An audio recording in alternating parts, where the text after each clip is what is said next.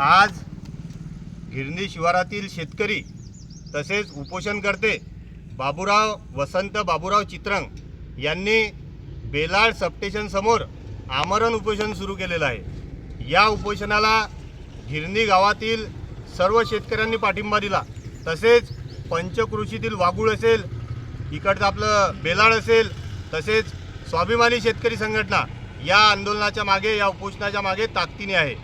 या उपोषणाचा मुद्दा असा आहे की गिरणी शिवारासहित मलकापूर नांदुरा तालुक्यातील सिंगल फेजची लाईन ही सरकारने आदेश काढून 10 वाजता देण्याचं काम केलेलं आहे। पहिले सिंगल फेज 6 वाजता येत होती, पण सध्या आता सिंगल फेज 10 वाजता येते।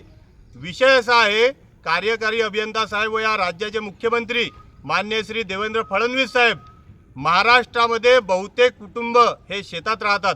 या महाराष्ट्राचा उद्योग शेती हा प्रामुख्याने शेतकऱ्याचा आहे आणि शेतात राहण्याचं काम हे शेतकरी करतात आणि तुम्ही त्यांना अंधारात ठेवतात। एकीकडे मोदी साहेब म्हणतात की डिजिटल इंडिया, जिकडे तिकडे चांगला मोठा प्रकाश या देशात दाखवला जाते आणि कुठेतरी शेतकरी हा अंधारात ठेवण्याचं काम हे सरकार या प्रशासनाच्या माध्यमातून करते।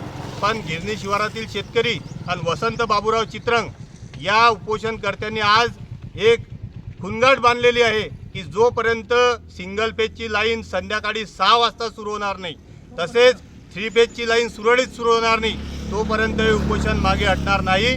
याला संपूर्ण स्वाभिमानी शेतकरी संघटना पाठिंबा जाहीर करते असे मी घोषित करतो।